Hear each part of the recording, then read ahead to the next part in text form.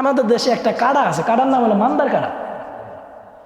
এই মান্দার কাড়ার যে ধরার জায়গা, এই জায়গাটা একটু চাইছে হাতের মধ্যে নিয়ে যেই বাসার ছাদে, আপনারা এনে প্রায় বাড়িওয়ালা, যেই বাসার ছাদে হবে, যে বাসার আঙ্গিনায় হবে, এই টিকটকার বিকটকারে পিছনের কাপড়টা আলগি দিয়ে যদি মান্দার কাড়া দিয়ে সাইডটা দিতে পারেন, তাহলে তার ওই যে অতীতের জন্য স্বীকৃতি দিবে, আর ভবিষ্যতে আর জীবনে এই কাজ করবে না। জোরে বলেন ঠিক নেই?